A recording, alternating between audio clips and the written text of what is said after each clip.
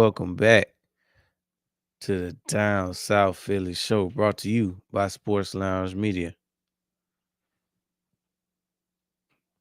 Man, we had to take this one on the chin, man. We out the playoffs. Niners sent us home. Um, Happy Tuesday, Daniel Barry. More of the same from the offense. Another stellar performance by the defense. But to no avail. We ended up losing that one. And it was rough, man. I can't say that I'm surprised because we knew that the demise of this team, if it was going to be a demise, was going to be the offense.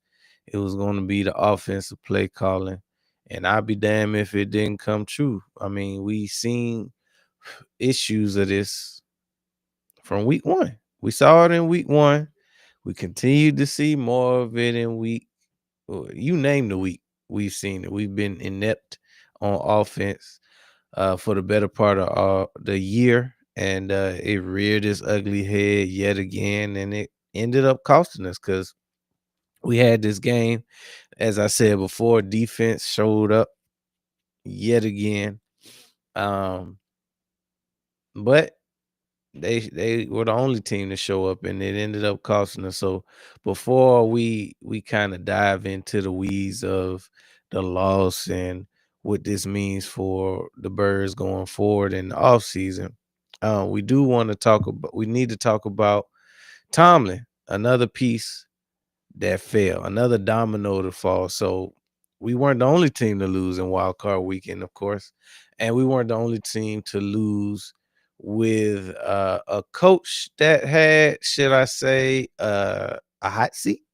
So when we talk about Mike Tomlin, uh, his seat has been hot for years, right? So his claim to fame is never having a quote unquote losing season, and all that means is that you finish the season with a winning record, which the fan base got tired of because it's really just empty calories. It really don't mean much because you've been on this same hamster wheel for what 17 years. Um, and the fans want more. The fans deserve more. The Steelers are one of those storied franchises who has like 6 rings already. Looking to add the infamous 7 to the trophy case. So they have the pedigree. They have the champion. They got it in the trophy case. Is what I'm trying to say. But they haven't had it in a while. Tomlin is a great head coach, great leader of men, but things just got stale in Pittsburgh, and not unsimilar to what we had to do with Andy Reid, where things just seemed like both sides needed a fresh start. So we got Tomlin, who that whenever it's a storied coach or a respected coach in this league, they never say that they're fired. They always say that them and the organization have parted ways. They've agreed to go their separate ways, which is just PC for fired. But when you're respected as much as Tomlin and what he's done in this league, you want to give him more. You want to give him a little more than just a fired post on social media. So they say stuff like gone separate ways, but we all can read between the lines and realize that that's what it was. So Tomlin, he can pretty much go wherever he wants to go at this point. If he wants to take a year off, if he wants to hop right back into it, there's a lot of coaching vacancies right now. So this year we lost, not we lost. This year there have been a lot of head coaches who have lost their positions. So we got Mike McDaniel, who's out. We got John Harbaugh, who's out in Baltimore. We got just mentioned Mike Tomlin. There's a bunch of offensive and defensive coordinator positions available. Jonathan Gannon is out in Arizona. It's a good 5 or 6 teams with decent squads that just need a little molding. So these coaches, they have their pick of what they want to do. I think Mike McDaniel should probably go the offensive coordinator route first. But when you talk about a Tomlin or a Harbaugh, they definitely can just slide right into a head coaching position. They've been at that level so long that it really just doesn't make sense for them to go backwards. Because I mean, they both almost have 20 years of experience with one team, so they are bona fide head coaches. Things just got stale in those organizations, and once you get stagnant at any point in time, it's time to move on. So when we look at the landscape of what's possible for both of these coaches, and I won't get too deep into it, but when you hear things like Harbaugh interviewing with the Giants and having several interviews lined up, the same is going to be said for all of these coaches. If Tomlin chooses to do so, he will have a job in 2026 come August, well before that, actually, in the coming months if he wants it. But we got a little bit of housekeeping to tend to. I mentioned the offensive struggles that we've had all year, but we can also add to the fact that we got rid of Kevin Patullo. Now, this is a fan favorite decision. We've been calling for Patullo's head pretty much all year long. Um, some fans expressed concern as early as the preseason. I mean, we saw some things in preseason that kind of made you raise an eyebrow at the very least. People like myself, people like Dom, we wanted to give it some time. Um, so we let half the season play out. Said that things could potentially look better after the bye, maybe a couple games after the bye. Then we play two of the worst offensive games that we played all year long when we played the Packers and we played the Lions.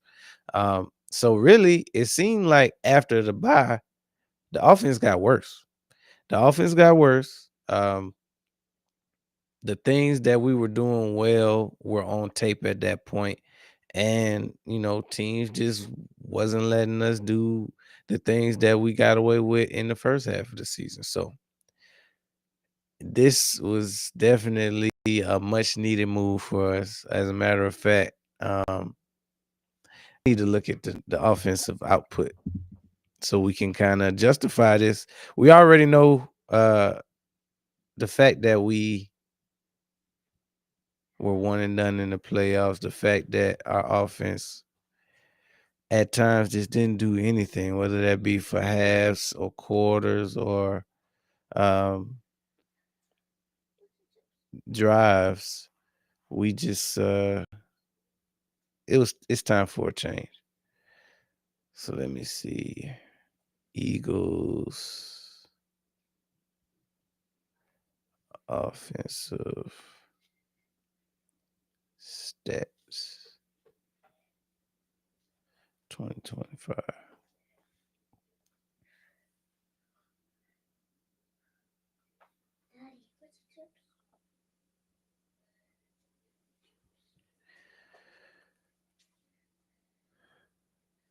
Let me see. Offensive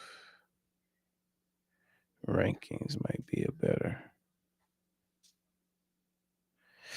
All right, so under Kevin Patullo in 2025, we generally rank in the lower half of the league, often around 25th, 24th or 25th total offense.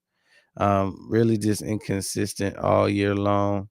Key stats show near the bottom of the third down efficiency around 27th. And with lower passing yards, around 16th in the league, but they were 11th in rushing touchdowns. So I mean, I would say our red zone offense was the bright spot of the offense in itself. If we managed to get down there in the red zone, we probably were going to put that in, and that's where Patullo thrived. So although there was a lot of bad, I would say the good, it was consistent. The only thing that was consistently good was the red zone offense. More times than not, we get down there in the red zone, we're gonna put it in. Um, Nobody benefited from that more. I do like the fact that Kevin Patullo implemented the tight end very well in the red zone. As a matter of fact, I think Goddard ends the year with like what 12, 13 touchdowns on the year, easily the highest of his career. So total offense, we were 24th, 25th, approximately. We averaging about 300 yards a game. Not good enough. We ranked around 16th in passing offense with 34.98. Rushing offense, we ranked in the bottom third of the league, which is unacceptable considering the fact that we still had Saquon. We still had our offensive line out there. Now, that offensive line was a shell of themselves from last year. I know you have some people that say that Saquon lost a step. It was the Madden curse. Um, he was showing effects of a gruesome season last year. I don't put any of this on Saquon. Saquon, when given space, when given time, looked the same way he did last year. The problem was that the two things, well, really three things. So, but the two major things were bad play calling, predictable play calling, and a bad offensive line. Let's call a spade a spade. Our offensive line was bad this year. When you talk about Cam Jurgens, when you talk about Landon Dickerson, um, at times Tyler Steen, hell, even when you look at Mylotta and when you look at and Lane Johnson, nobody really showed dominance on the offensive line. Not what they did last year, and certainly not what they have done in the Sirianni era. So, um, offensive line was just ugh. Yo, Yo,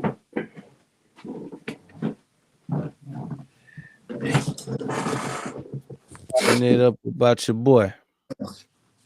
KP. Go ahead. Hey, Go what's up, boy? ahead. Hey, boy got sent to the back, ain't Go ahead and speak your piece, because I don't see us talking about him no more. it? Man, I'm sitting right here looking at KP. He looking at me. We looking at each other. Nah, let me stop. But now on the real, I feel the same way everybody else feel. I ain't seen not one person be like, man, we got to keep KP. So with that being said, I feel the same way y'all said. It ain't really much to say about it. We know what it is. We know what it was. He wasn't doing a whole bunch of nothing. Now, let me say this now. Um, it wasn't all KP fault, but it was enough of his fault that he had to get up out of there. I didn't like the route concepts. I didn't like the sequencing of the plays. Um, every time something was going wrong, it wasn't KP fault, because I know a lot of times stuff started going wrong and it's might have started off KP. Now everything that's going wrong is KP, KP, KP, KP. I'm not one of them people. I ain't gonna pile it on them like that. I'm gonna give everybody they just do and the blame that they deserve. But it was enough blame to go around, and we know why for KP to be up out of here. We don't need no first time coordinators. And one thing I like about the Eagles, when we have a veteran coordinator, Nick ain't got to be in there breathing down his neck, seeing what's going on, trying to call his plays, get his plays called. When we got a veteran coordinator, Nick off doing something else, he doing whatever. He ain't got to be worried about what's going on. He ain't had to be down killing more Nick last year with the play calling or whatever. He let Kellen Moore do his thing. Now it was some stuff You just not getting in the building. So we do got to work in, some particulars. But for the most part, Kellen Moore doing his thing. So, um, Kevin Patullo had to go. Like I said, it wasn't all his fault, but it was enough of his fault because let's be real, man. The offensive line wasn't doing him no favors. The wide receivers wasn't doing him or Jalen no favors. So everybody had some blame to go around. But like I said, it was too when it's consistently you.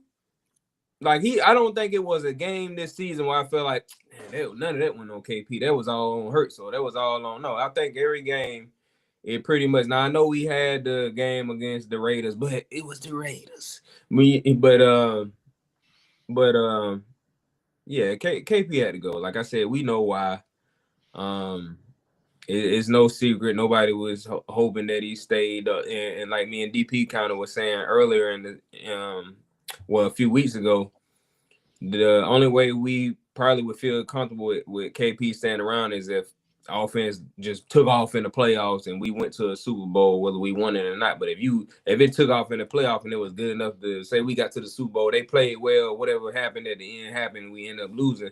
Situation like that, hey, you got to come back because we seen you be able to turn over a new leaf in the playoffs, and when you come back, you will no longer be a first-time coordinator. You would have had the ups and downs of your first season. You come back year two and y'all could do something, but you didn't really get that vibe from KP. And I see a lot of stuff going around now.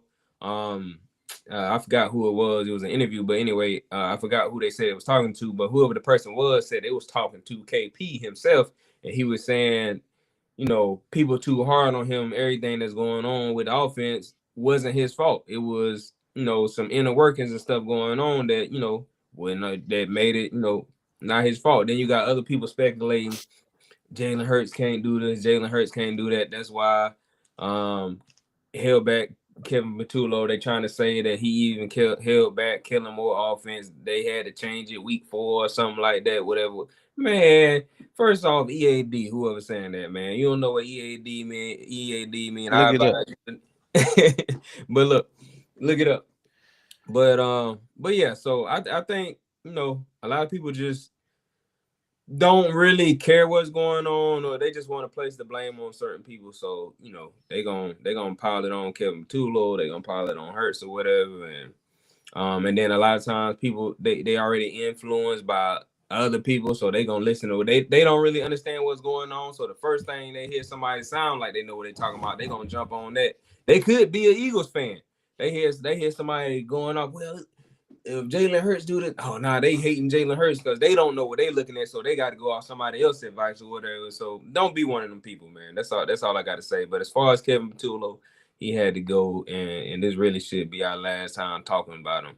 It won't be because next year when we get our new coordinator, everything this season will be compared to Kevin Patullo. But outside of that, man, hey, appreciate you, KP, But also, it didn't work out. To go along with you said, it wasn't all KP because nothing ever is all one person when you talk about team sports. The ultimate But he may not even be out altogether. We just know he ain't gonna be calling plays next year. I think it was some reports that saying that he could still be in the building in some capacity, which I don't have no problem with him sweeping the floors, mopping, something like that. So I mean, I ain't tripping off that. He was on the staff last year, and he wasn't a hindrance to the team on the Super Bowl run. We just know what he can't do. So we need to go ahead and get some fresh eyes on the situation, because obviously, if we had that person in the building, they would have been, they would have got some kind of shot. We had a whole season to try out whoever they thought could have been better equipped to do anything. So obviously that person ain't in the building. It's some good candidates out there for us to kind of explore. But it's a lot of coaching positions available. It seemed like more so than usual, especially when we think about like the coveted team. So you got the Steelers. They just let go of Tomlin. You got Harbaugh out in Baltimore. Gannon already out in Arizona. McDaniels already out in Miami. Stefanski is out in Cleveland. So I mean, you got you got a handful of coaches, coaching positions that are available, and then it's a bunch of coordinator positions that's sprinkled in there too. Because, like you said on stream last night, more times than not, the head coach will get a chance to pick his coordinators. Um, so that means that that's at least a handful of coordinating positions that are available to go along with those head coaching positions. So when I look at the landscape of things, and if you want to point to any silver lining, if you will, it's the fact that the Eagles are free. We can throw our name in the hat for some of these big name coaches, um, and kind of really see, shake the trees and not have to hire a Patullo at the end of a Super Bowl. Even though if I had my choice, I would rather still be playing ball. I would rather hoist up a Lombardi and have Patullo on the team, but it wasn't in the cards. So, like you said before, it wasn't just KP. We can point to a bad offensive line since we've seen the whole season of it. For whatever reason, now you can attribute that to maybe some injuries. You can attribute that to bad run call and run schemes, but we got to keep in mind that this is the same offensive line outside of one Tyler Steen that we had last year. So um, the main ingredient in what's new, Kevin Patullo, so long, farewell, arrivederci, I holla, all that good stuff. Really don't have no ill will toward him because I don't know him personally. Right. I just know that old boy can't call plays. Hey, I hate when And people do that too, though. I hate when people try to start taking personal shots on people. yeah, They didn't like something they did with the football team. Now, man, I personally feel like I'm one of the biggest Eagles fans there is. But one thing I never do is really just start making something personal with a player or a coach, bro. It ain't never that serious. Like yeah, that just people ain't how go, life works. people start going find people's social medias. They talking about they rolling up on Buddy House. All, hey, bro, it ain't. Hey, that's crazy right there. But um, one uh one last thing I say about Kevin Patullo, to what you said about him being in the building. Damn, beard hair in my mouth. Yeah. But but one thing I say about him still building in the building, I think that's cool because I mean I don't know, we don't know for a fact that he will. Right. But one thing I say about that is I think that's dope just from the standpoint of he already been here all this time. And then you got to be a coordinator for a year. Why not stay in the building? See what the new coordinator come in and do. See what the team move on transition to do. Hey, what was it? Because if my ultimate goal is to be an offensive coordinator and then a head coach, I want to see, what we do, what the organization, especially with a well-ran organization, what kind of other place to really be. Yeah. Now you could go other places and get other experiences, you will learn from that as well.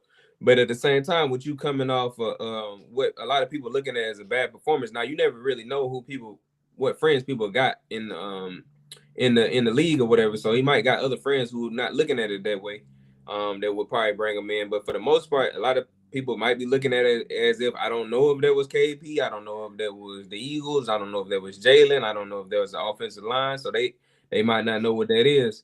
So from his standpoint, hey, I'm gonna stay in the building, maybe see what's going on. I think if he was to leave, I think somebody or people that would be interested in hiring him are people in our division who probably trying to get some insight on the Eagles. Hey, let's bring KP in. You know what I'm saying? Give him this role, and then really we trying to see what's up with the Eagles or whatever, and he can get some revenge because they probably were talking crazy about him, whatever. But I think if he was to go, we'll probably see him go somewhere, maybe like Dallas, Washington, or New York or something like that. If not, he probably stay with. I would stay in, like I said, I would stay in the organization and see what's going over there. Keep helping Nick, see what we could do. I don't know. He got a few options. Like I said, you never really know who people know around the league, and a lot of time is who you know. Yeah. Unfortunately, it's time to turn the page. We appreciate your service, KP. Wish it would have worked out, but it didn't. So looking forward to, in the same vein, who are some of the coordinators that you got your eye on that you might be hopeful that at least get an interview. I say we stick a plunder. But what's my dog name? We've been talking about. Oh, I keep forgetting all these people Leftwich. names. But Byron, I wasn't about to say him, but Byron Leftwich is on the table. But he ain't my first choice. Well, see, the only reason why he not my first choice, he kind of up there though, because he'll a wild card in the fact of from the outside looking in, we looking for somebody that we feel like might stick around for a while. So Right. we kind of wondering, is Byron Leftwich one of those guys that'll come in and stick around for 2 to 3 years minimum, um, and then go somewhere? But he also a guy that I'm looking at as in like he been away from the league for a while. He doing whatever, he still when you done played the game and been a part of the game like that, he's still paying attention to what's going on. So he know the landscape. Excuse me. He know the landscape of the league and stuff like that. So is he looking like, all right, let me see where I could go, probably get off for a good year and get a head coaching job, or is he looking to come in, learn, be with the organization for a while, make sure he got his foot under him, then go somewhere. Just kind of like how my guy did when he went to Washington. He could have left last year and he ended up staying for another year. Like I think we need to get somebody who at least gonna stay 2 seasons. We need you at least 2 seasons. At least two. I would prefer to have you for more than 2 to 3. But I'm just saying, I'm just being realistic about. I know people goals and stuff like that, and you never really want to, selfishly as an Eagles fan, you want them to stay around. But in all reality, people want to grow and get more money and have these bigger positions. They want to be head coaches in the league and stuff like that. So I get it. But I'm looking at Byron Leftwich as maybe he a guy that would come in and be around for a while. So if I know if I knew for a fact that he would come in and do that, he my first option. Because I'd have seen him as a quarterback. I'd have seen him come in, work as an offensive coordinator. He didn't work with Brady. We didn't heard people talk great about him. So to me, if he was a guy that I knew that would come in and stay for a while, he probably would be my first option just off of that, just off the longevity that we would have him. But I'm looking at what's his name? Mike McDaniels. Mike McDaniel. I'm looking at Mike, man. I don't know what it is about Mike, but he's standing out to me. He just screamed Super Bowl. Yeah.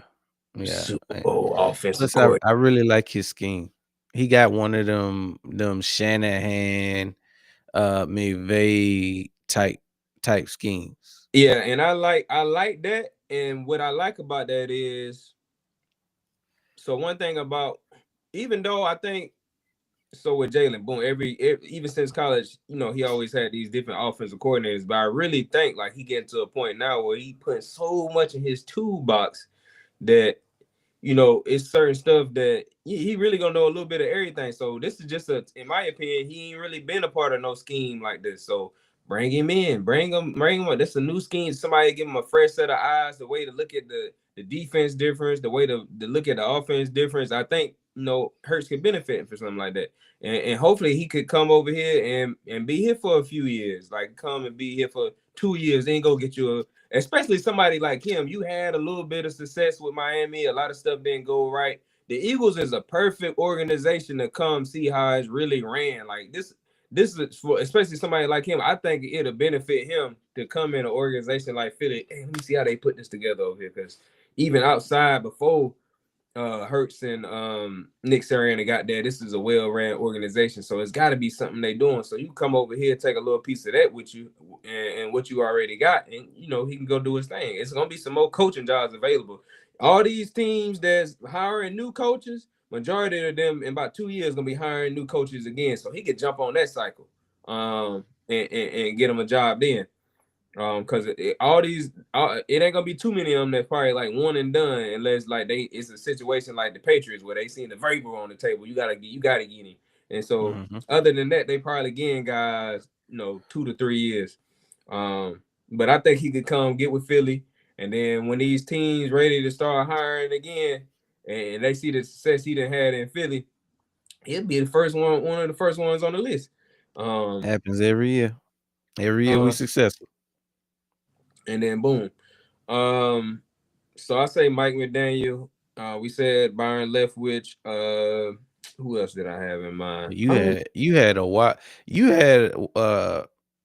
a guy that I wasn't even thinking about. You Oh mentioned yeah, Nick Foles. boom. So what I said was I was talking to DP earlier, and I was saying somebody that I wouldn't mind bringing in is now he would probably be my first option just because of the situation we come off first time coordinator. You don't want to. If I'm Nick, I ain't. It looked good, but I don't know if I necessarily like my job might be on the line. This Philly we talking about. If it was another team, hey, first come on.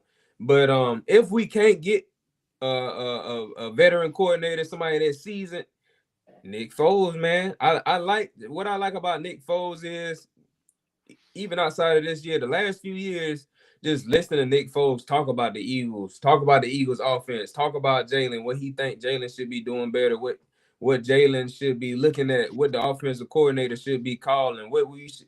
I just love the way he break down the Eagles, just offense, everything, the players, everything. So I think he got a lot of insight on what's going on in Philly, and I think, and we know how Nick loved Philly, we know how he performed in Philly. I think he could come in and get the best out of Jalen. I wish he had been a veteran on the team. Like I wish like when he first got here, Hurts could have had him in the QB locker room for years. I think that would have did. I think that would have did great for Hurts just to have somebody, because you can even listen to how Nick how he talk about other quarterbacks he done been in the room with and stuff like that. So I think he would probably be a great coordinator, but he wouldn't be my first option just because of what we coming off of. And I would hate for him to come in here and get this first year under his belt and things not go right now. They looking at him crazy. They looking at Nick Sirianni even crazier, and how he then forced to make a decision to get rid of Nick or something like that. So but what I would like to do, and I was also telling DP this, I would like to hire Mike McDaniel. Go ahead and get Nick Foles in the building now. So when Mike get ready to get up out of there, Nick, slide on in.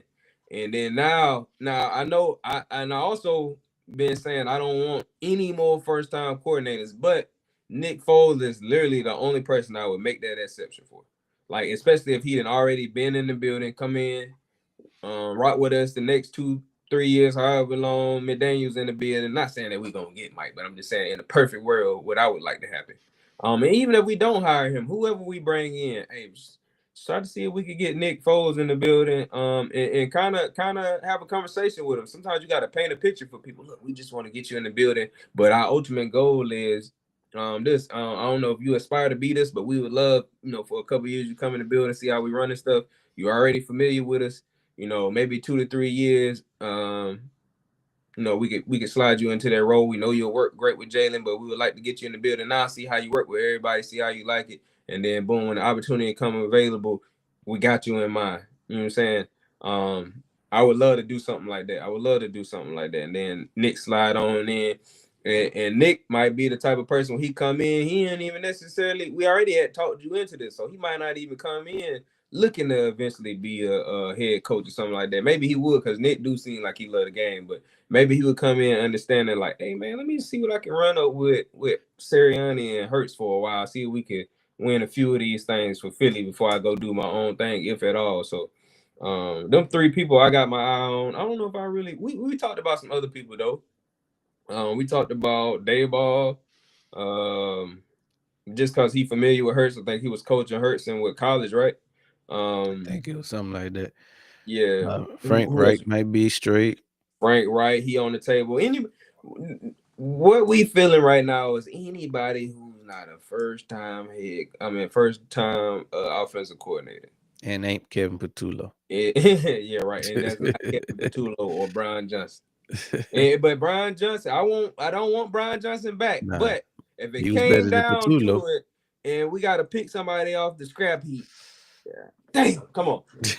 But but nah, that's like that's like a situation where, like, if we had went to the Super Bowl and then we was like, well, KP really still win it, he got to get up out of here, and then it's like the only other person available is Brian Johnson or something like that. So for me, he ain't really on the table because we got put out so early. Now it's too much. Like to get a Brian Johnson now would be like a fumble, like Yeah, major. Yep. it would be a major fumble. Especially considering what's all out there. Exactly. So I'm gonna just name them three guys. You can add on to. I kind of mentioned Dayball, but you could throw a few names out there. I mean, outside of the, we named like all the obvious ones. The Nick Foles one was a great one that I wasn't even thinking about. Um, Yeah, I've been thinking about that for a while. it really ain't nobody out there because when you think about some of the other coaches that are out there, they also have some head coaching experience and they might need either they not gonna settle for a offensive Yeah, coordinator role yeah, or they in a position where you know you only gonna have them for a year, even if they come. So right. ideally, I would want the best of both worlds. I want somebody. I like you said, as an Eagles fan, if we got it our way, we would get the equivalent of Vic Fangio on the offensive side. Hmm. Somebody who done already spent the block. They done been a head coach. It ain't work out. They know for a fact that ain't what they want to do. They want to just call plays and call it a day. So that's why you throw out names like Frank Wright. That's why you throw out names like Doug Peterson. But we don't know if Doug is done as a head coach. He just don't have a job right now. And the added the added part of he was once a head coach here, so you already know how Philly goes. So you don't really want them problems with him and Nick in the building or potentially just made up stuff in the media. So yeah, I really don't have any other names outside of what we already named. I just, like you said, we want somebody seasoned. We want somebody seasoned, and we preferably want somebody that's gonna stick around for at least a year or two, if not more. So um, I'm just glad we in a position to do so. And if it's anybody that I trust to make it happen after a bad season, is Howie. So I guess For it real. remains to be seen. Yeah, this WWHD. What Howie do? And we believe in Howie. And just to what you were saying, that's ideal. But at the end of the day, if any one of them dudes, if they only gonna come for a year, if their year in the Super Bowl, we ain't never tripping. Nope. Cause ain't no bad blood with Steichen, ain't no bad blood with Kellen Moore. Kellen Moore. So Yeah, I was low key mad. I Um, was. Tyson was getting off with the coach because I was like, yeah, they about to fire him this year, and doggone, I'd be damn if Danny Dimes didn't go save his bacon. Because he definitely was about to be up out of there. So what's crazy is I was pulling for Shane Steichen up until this year. When I seen it, I was like, dang, he ain't doing that good. I want him to get fired. Now he already ain't. As soon as I start going the other way, he started going the other way. So it just Mhm. didn't it just didn't work I out. guess it wasn't in the cards for us. Yeah, But it wasn't meant to be. unfortunately, we gotta talk about this game. Hmm. Um, we'll break it down after a word from our sponsor. Introducing Black Diamond Concentrate from Diamond Collection, a premium mineral supplement crafted to elevate your hydration experience. Formulated with no dyes, sweeteners, or artificial flavors, Black Diamond Concentrate is 100% natural. Just 2 dropfuls added to a 16.9-ounce bottle of water can transform the way you hydrate.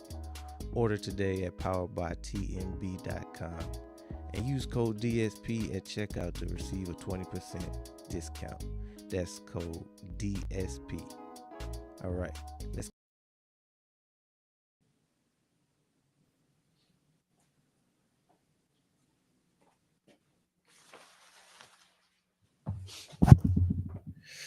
All right, welcome back to the Down South Philly Show, brought to you by Sports Lounge Media.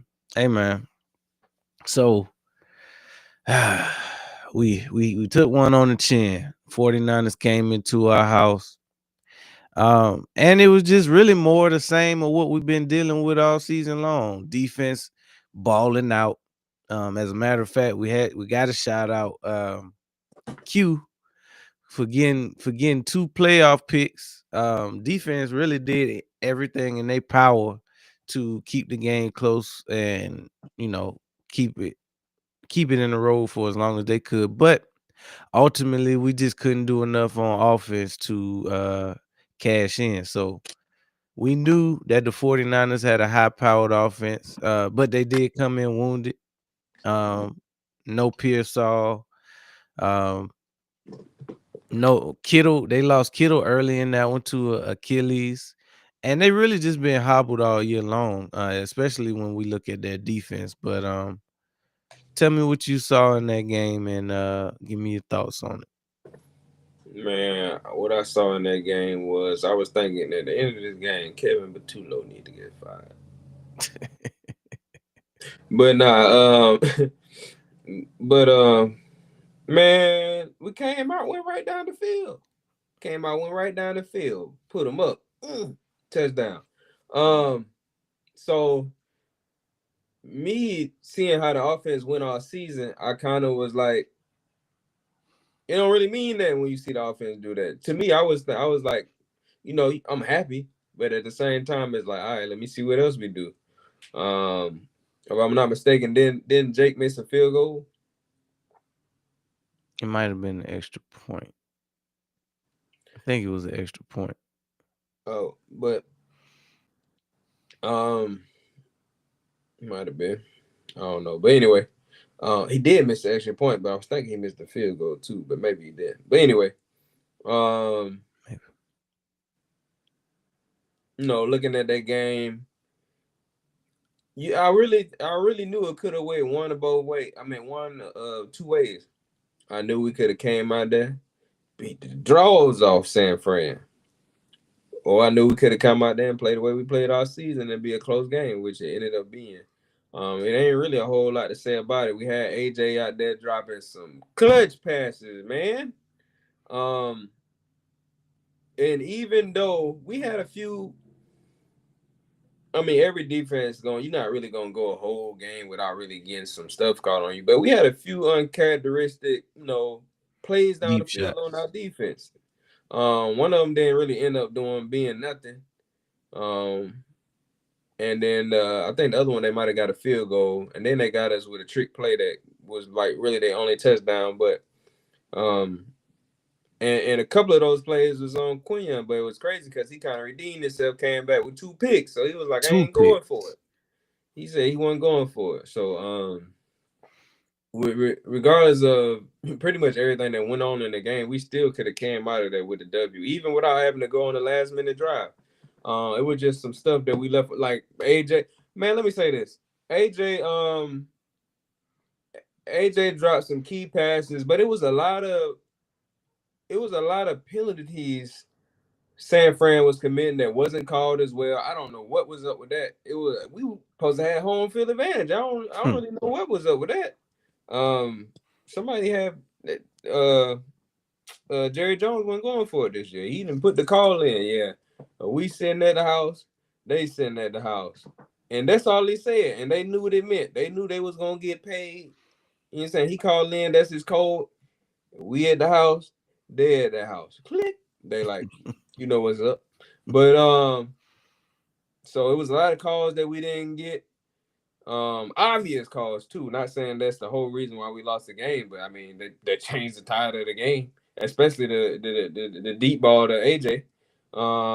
But AJ dropped like 3 clutch passes. Smitty dropped one. Um, and we would have been with at like the 5 or the 3 yard line with Smitty, maybe the 2. He was somewhere down there. Um, it would have been a first down, whatever it was. Penalties killed us once again. We already not moving the ball like that. We finally moved the ball. I think Saquon broke off a big run. Boom, he get called back. Um, if I'm not mistaken, I think Jalen might have had broke off a run that might have got called back. But Mhm. and it was the same thing we've been seeing all season. Break off a first down or a nice play or whatever, get called back. And we just been undisciplined. The line was committing a lot of penalties. Wide receivers committing penalties. Wide receivers not blocking. Um, it was a team effort. It was a team Hmm. effort that that got us this that got this loss. It's really hard to say too much about KP because he pretty much did the same thing he been doing all season.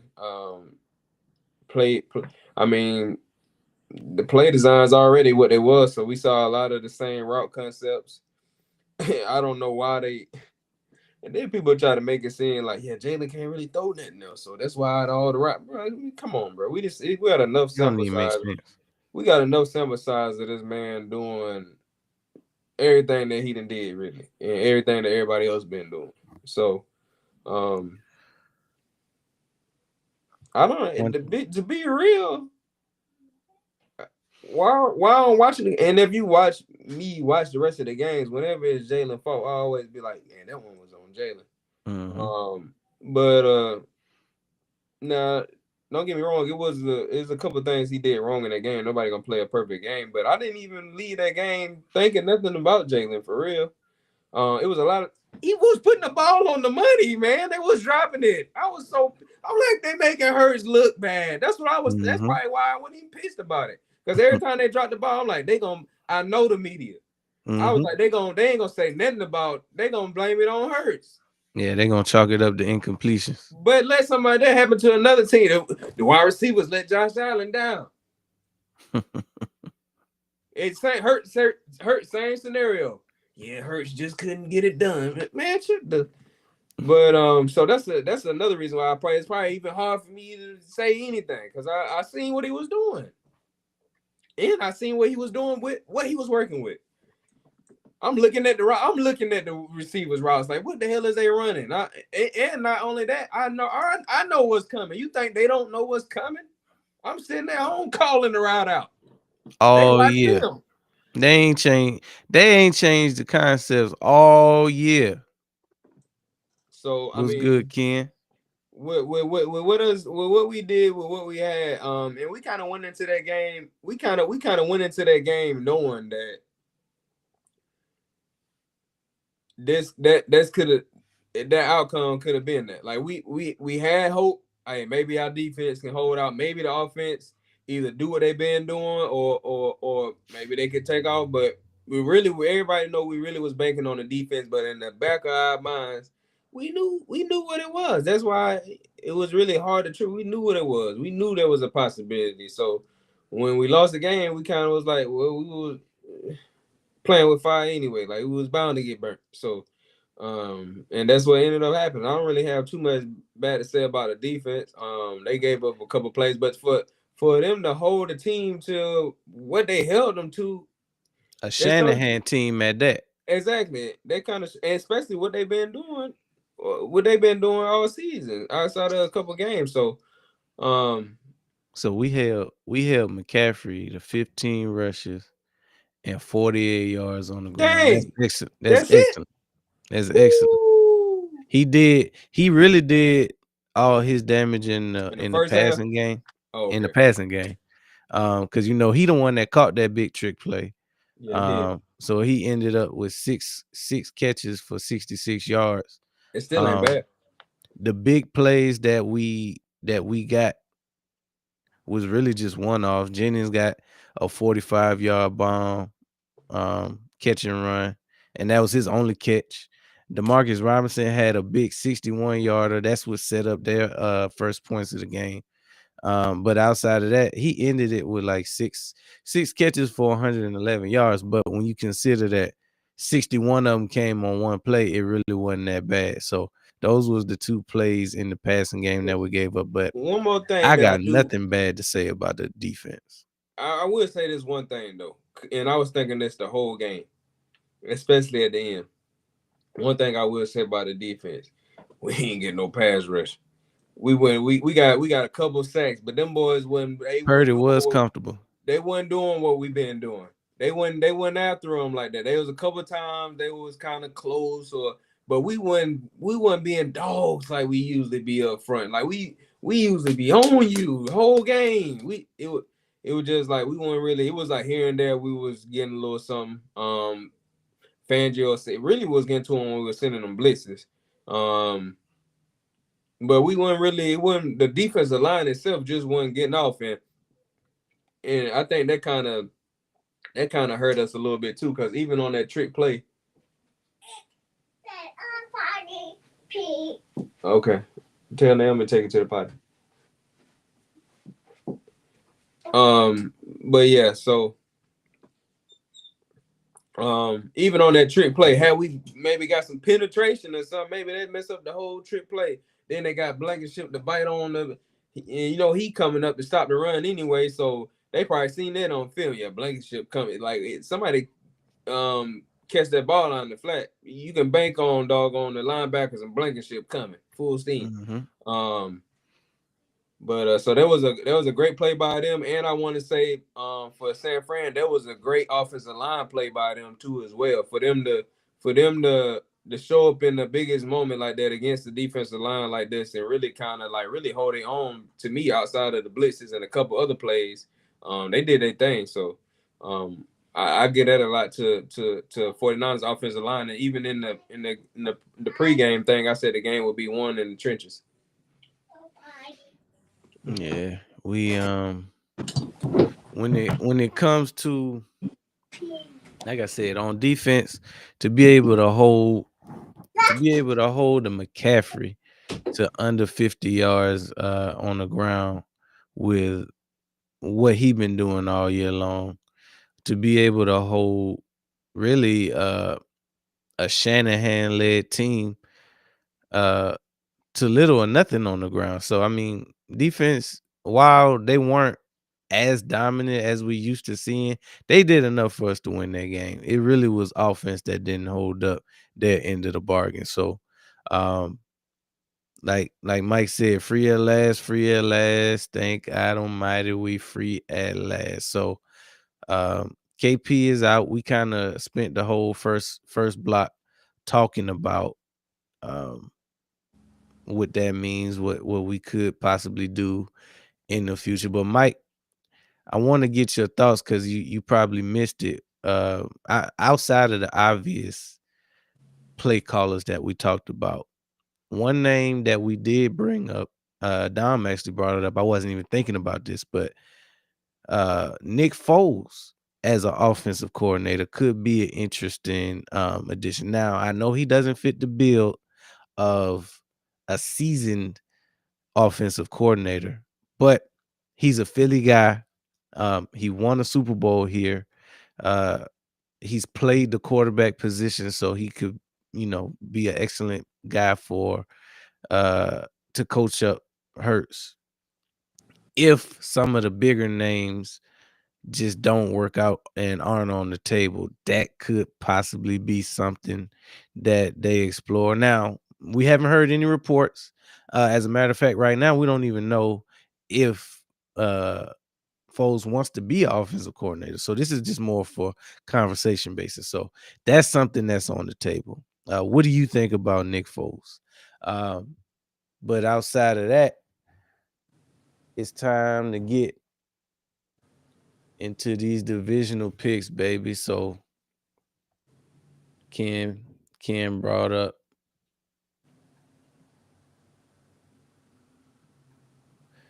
what are my divisional picks.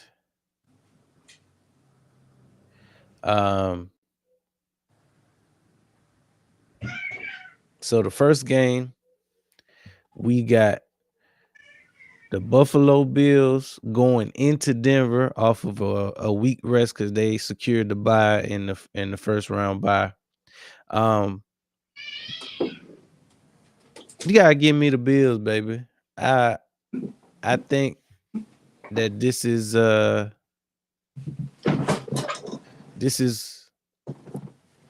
season. If it's gonna happen, it's gotta happen this season. What do you think? What do you think about the matchup? We just turned the page to the divisional round. So the first game we're gonna talk about the Bills and the Broncos. Yeah, I wasn't here when y'all transitioned, so let me say, rest in peace to the Eagles season. Yeah, it's Rest in over peace with. to the Birds, man. They got us on the grill. But but what is it, the Pats and the Bills? Nah, the Bills and the Broncos. The Bills and the Broncos.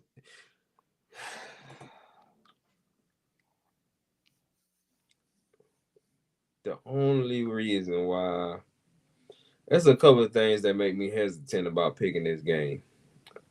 I don't know what to expect out of what's the Broncos quarterback? Bo Nix. Out of Bo Nix.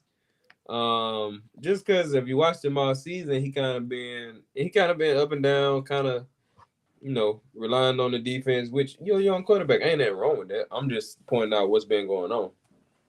Um, but the Broncos do have a good defense, and I feel like the Bills' Achilles' heels been they offensive line. Everybody been saying they got a great offensive line, but I've been seeing some teams get after them. Now they seem like they might be turning up in the playoffs, maybe. And we know what the Bills normally do in the playoffs. Um,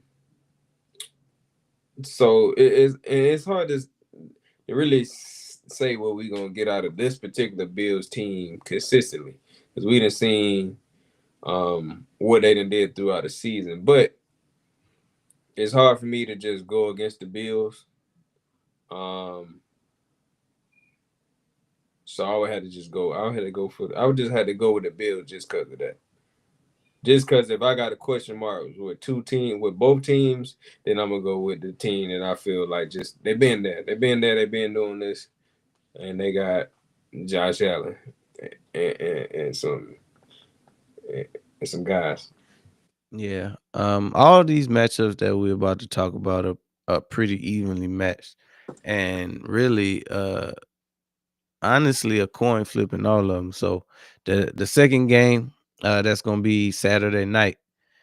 San Francisco 49ers and the Seattle Seahawks for a three-peat. I don't know how the other two games went, but I think Seattle. Oh yeah, I think they couldn't. 49ers couldn't do that last time. Now let me say this: it probably won't be like this way. It probably won't be like that again, where they only scored 3 points. Because they playing them for the second time, so they see everything that they. Third time. I mean, for the third time, but they see everything they was doing that last time and what they did the first time. But even outside of that, I think Seattle win just off of defense, and I don't think they will consistently get to. Um, I don't think the 49ers defense will consistently be able to affect what's that quarterback? Darnold. Sam Darnold. So if you give Sam Darnold time, just like dang near any other quarterback, he gonna do his thing. He gonna carve you up. So and with them not getting to him on offense, and then them already having a pretty good defense, I got Seattle winning that game. Seattle coming off a weaker rest. They got to sit back, kick up their feet, get as healthy as possible. I already like their running game with Walker and Charbonnet. JSN been lighting it up all year long, proving that he deserves to be in the conversation for one of the best wide receivers in the league. Sam Darnold is probably the biggest question mark in that game. So we've seen him lead for the second year in a row a team to a 14-win regular season. But he put a little dip on his chip, and this year he actually secured the 1 seed.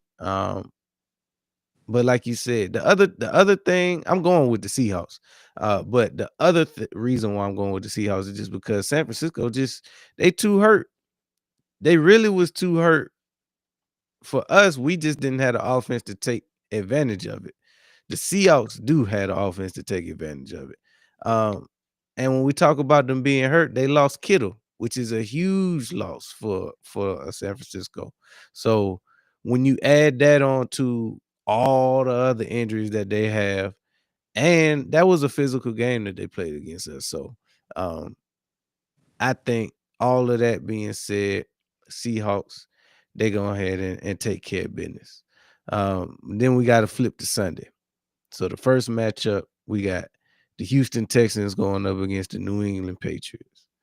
That's another one of them coin flip type games. What you feel about that one?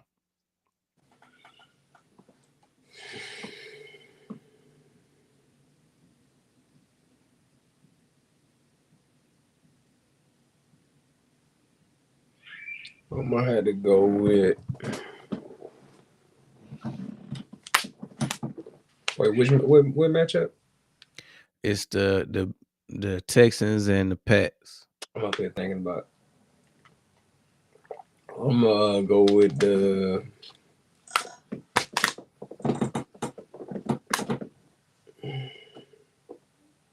That's that's kind of tough.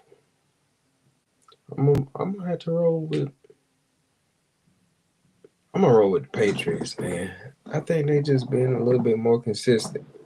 It seems like they always get what they need when they need it. And for me, I'm just a believer in Rabel. I feel like he gonna always have his guys prepared. And I think the Texans, to me, they kind of shaky. They kind of shaky, and I think they gonna shake right on out the playoffs after this game. I do now. I am pulling for Stroud. Now, if it was up to me, who I want to win, I want the Texans to win. But if I'm being truthful and who I think will win, I had to go with the Patriots. I just think they're a better overall team. I think they're playing as a better overall team so far this season, and I think they go ahead and get this W, man, and they'll be in the AFC Championship. Yeah. It's crazy that we actually sitting here saying that a second year quarterback in Drake May, we actually trust him a little more than we do Stroud. Now, Stroud can ball out, but he also can make some of them plays. You like, what did you thinking? Hey, I gotta go. Some of them bonehead type plays. Defense is they defense gonna keep him in the game. So it's probably gonna be another game like we saw against the The Pats pass and the game, Chargers. yeah. Um, because the That's Chargers why I was were sitting over able here to thinking get about it. the Chargers were able to get to May like 5 or 6 times. So I see that being something that the Texans could do too. Yep. Um, and both the Texans and the Chargers offensive lines are very shaky. So the Pats can do what they did and get to Stroud as Bill well. Williams, baby. Yeah, Milton Williams been getting off. He definitely, in my opinion, has earned the money that they gave him at least in year one. I guess Ken can kind of weigh in on how he feel about Milton Williams so far, but we knew they was getting a dog. So yeah, give me the Pats. Give me the Pats in this one. Last matchup of the divisional weekend, we got the Los Angeles Rams going up against the Chicago Bears. Who you got? I'm gonna go with the Rams. I Yeah. think Chicago doggone clock strike 12 on them. Midnight. Mhm. They turn back into some pumpkins. But I mean, you got the a good offense going up against a trash defense who can they only hope gonna be if they can start taking the ball away. Now I ain't gonna say they can't because anything can happen in any games any given Sunday. So all they got to do, they might not be the better team, but if they can come out and be the better team for one night, they can win the game. But just looking at everything as a whole, the Rams got they defensive line could get after you. They got a good offense. They shouldn't have no business losing to Chicago. If they are who the media been propping them up to be all year, they Right. go in here and they take care of business. Yep. So we picked the Rams, we picked the Pats, we both picked the Bills, and we both picked Seattle. So that's our four for the divisional round. If you had to guess who gonna be in the conference champion, well, That's a stupid question because we done already picked our winner. So never mind. Abort. Abort. That's really we done talked about everything. We done already got the matchups up out of here. We talked about this loss against the 49ers to get them to this point. But you could do the Super Bowl though. Yeah, let's make a Super Bowl prediction. Who you got? Who you got in the Super Bowl? Who was our Final Four? So the final four are gonna end up being the Patriots. Bills versus the The Patriots. Patriots, and the Rams versus the Seahawks. Bills versus the Patriots. Rams versus the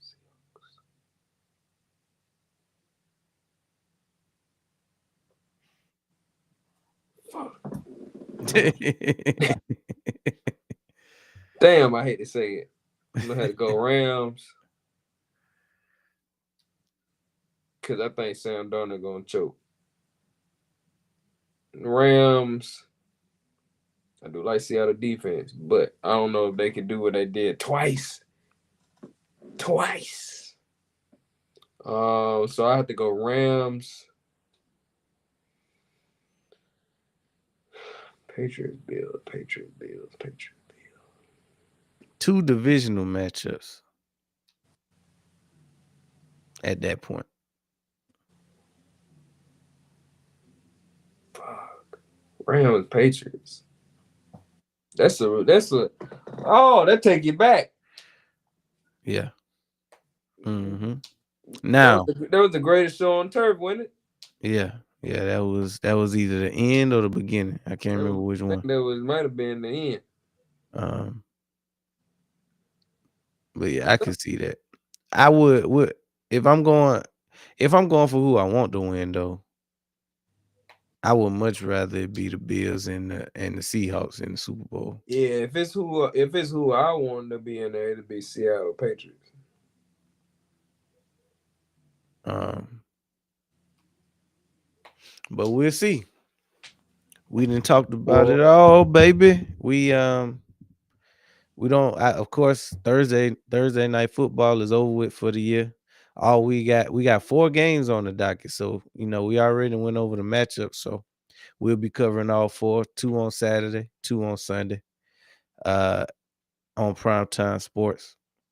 But that's all we got for you this week. Next week we'll kind of start going over the landscape and start thinking outside of the box on the kind of conversations that we can be having now that our season is kaput.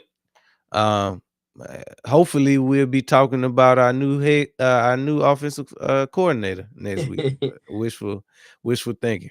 But until then, we'll tap in with y'all. Where my video at?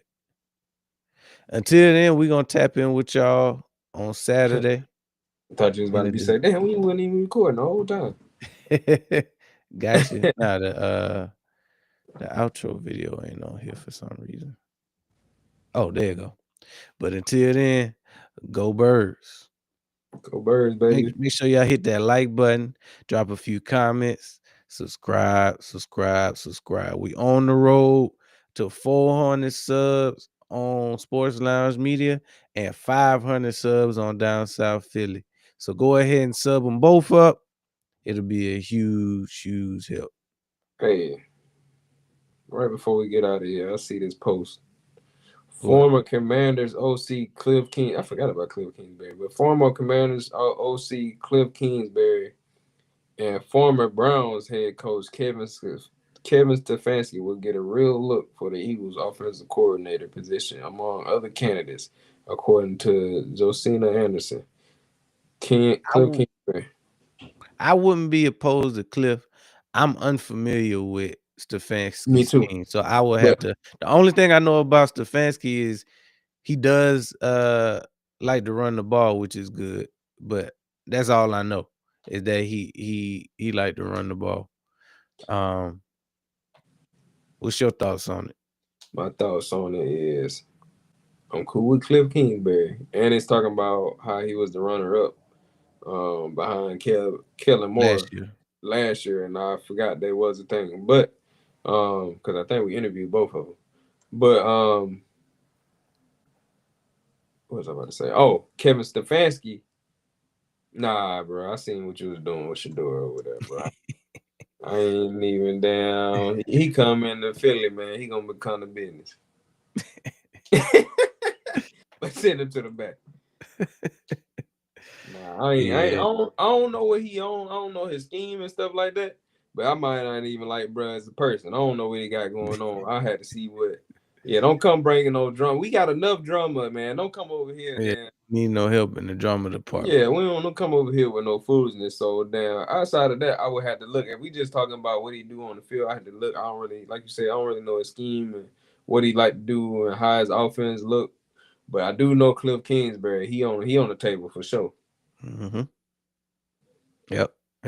So that's all we got for this week. Y'all go ahead and let us know who your favorite coordinator is. Maybe somebody we didn't get to cover. We covered quite a few of them. But we're going to see y'all again on Saturday right here. Primetime Sports. Comment, like, subscribe. Go Birds, baby.